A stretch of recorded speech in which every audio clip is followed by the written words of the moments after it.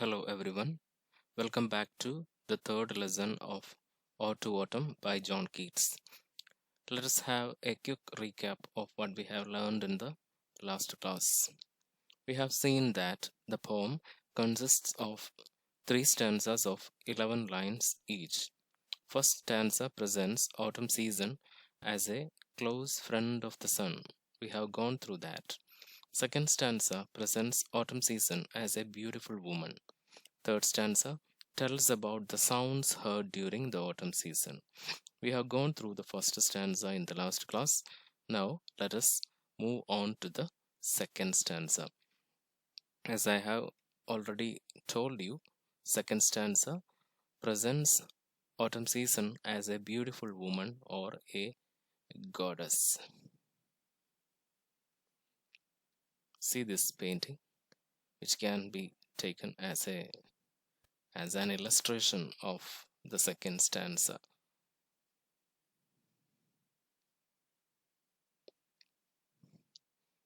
Who hath not seen thee oft amid thy store?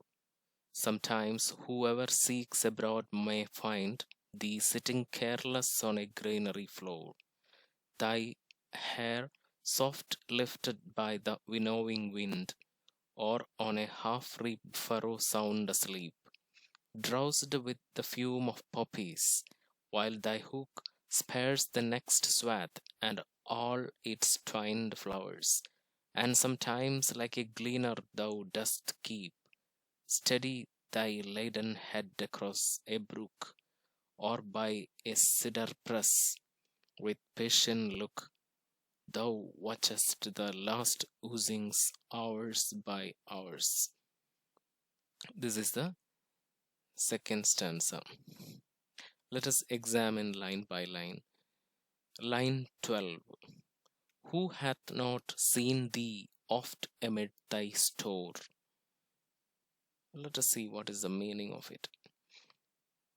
While reading the poem, you might have noticed the words hath, thee, and thy. These are ancient English usages. Hath means has, thee means you, and thy means your. We don't use this in contemporary English, however. These words are used to get an ancient feel and grand effect. You can see such expressions in sacred texts like the Bible. If you replace those ancient words with new, who has not seen you oft amid your store? Store here means collection of fruits and crops. This is a question for an effect, or we say a rhetorical question. Who has not seen autumn among your store? Means everyone has seen autumn among the collection of fruits and crops produced by it. Everyone has seen autumn among the collection of fruits and crops produced by it. Which are the places where autumn is seen as a beautiful woman? Let us see in the coming lines. Lines 13 to 18.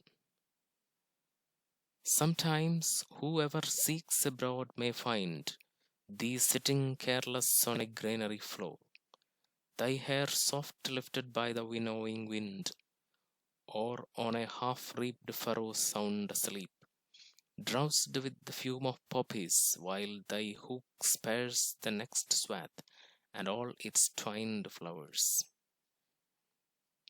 The explanation is like this. Sometimes she will be seen sitting carelessly on the floor of a granary. Granary is a place where grains are stored. So sometimes she is seen sitting carelessly on the floor of the granary. Her hair will be flying in the blowing wind, or she will be seen in a field which is only half harvested. She will be sleeping soundly in the furrow. What is a furrow? See the track made by the plow, that is furrow. So it is said by the poet that autumn season as a woman is found sleeping in the furrow. Why is she sleeping in the furrow? Because she was drowsed with the fumes of poppies. Fumes of poppy. Poppy is this particular flower you can see here. Flowers from which drugs like opium is made. Opium is a drug. Why she is asleep in the furrow? The reason is that she has drowsed. She was drowsed with the. She was intoxicated with the fumes of the poppies. She is asleep in the furrows, having taken the opium.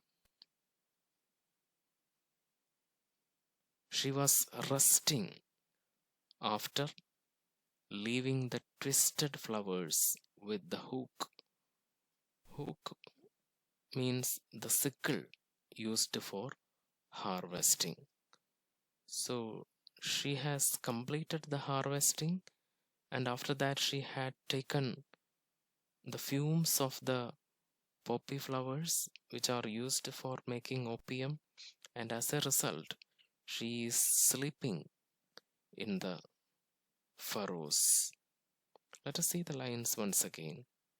Sometimes whoever seeks abroad may find thee sitting careless on a granary floor, thy thy hair soft lifted by the winnowing wind. Winnowing wind means blowing wind, or on a half reaped furrow, half harvested furrow, sound asleep, drowsed with the fumes of poppies, while thy hook spares the next swath and all its twined flowers.